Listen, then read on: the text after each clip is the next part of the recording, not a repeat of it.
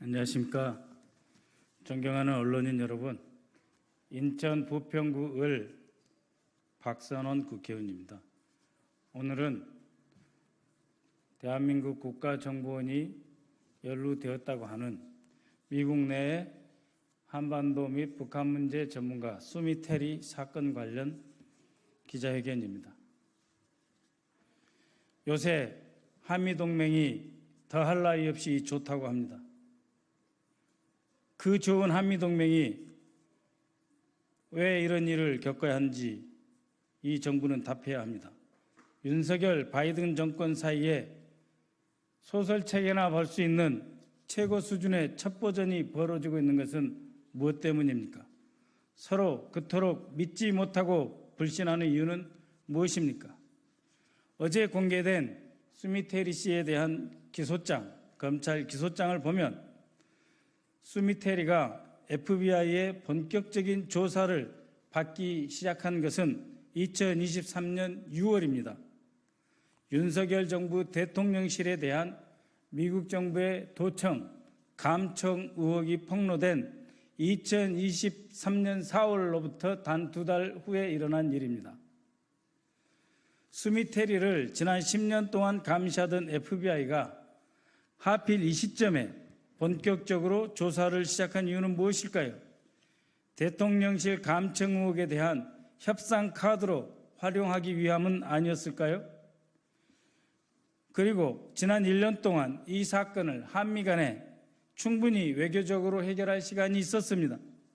그럼에도 불구하고 이 사건을 그렇게 좋다고 하는 한미동맹이 조용히 해결하지 못하고 터져나오게 된 이유, 그리고 그것을 방치한 책임은 누구에게 있습니까?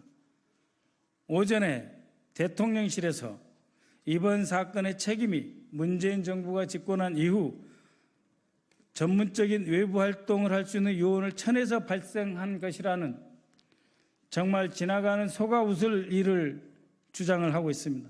그러면서 감찰이나 문책을 검토해 보겠다고 발표했습니다. 참으로 적반하장이 아닐 수 없습니다. 여기 기소장을 제가 다 정리했습니다. 박근혜 정부 1.6개 항 5년 동안 박근혜 정부는 5년 동안 1.6개 항에 불과합니다. 문재인 정부 5년 동안 2.4개 항이 기소되었습니다. 윤석열 정부 1년간 20개 항이 기소되었습니다. 1년간 20개 항이 기소되는 이러한 비전문적이고 황당한 정보 활동이 어디 있습니까? 누가 누구에게 비전문가 운운하고 있습니까? 누가 누구에게 책임을 떠넘기려 하고 있습니까? 윤석열 정부 출범 이후 겨우 1년 동안 발생한 사건이 지난 박근혜, 문재인 정부 임기 다 합친 것보다 많습니다. 또한 윤석열 대통령실은 이번 사건이 미국 대리인 등록법 위반 사안이라며 2013년 전 공직을 떠난 민간인 수미 테리의 기밀정보 제공을 문제 삼은 것이 아니라 해당 법 등록 절차 미준수로 기소한 것이다 라고 갑자기 조금 전에 추가로 변명을 늘어놓았습니다. 이것은 아마도 국정원 측에서 정정 요청이 있었기 때문에 대통령실이 황급히 수정한 것이라고 보고 있습니다. 그러나 이 기소장 맨 앞 페이지에 공개되지 않은 미국 정부의 정보를 한국 정보관에 제공했다라고 해서 단순하게 외국 대리인 등록법 위반 사건이 아님을 미 법무부는 밝히고 있습니다. 참 대통령실의 영어 실력 또한 엉망입니다. 다시 한번 말씀드립니다. 이 정권은 1년 만에 20개 항에 미 법무부의 기소를 당할 수 있게 활동을 한 그 책임 져야 할 것입니다. 그 책임은 실무자들에게 물어서는 아니 될 것입니다. 실무자들이 지시 없이 했겠습니까? 그렇기 때문에 대통령실에서 감찰 운운하는 것은 말이 되지 않습니다. 대통령 안보실부터 국가정보원 지휘부까지 이 문제에 대해 책임을 져야 할 것입니다.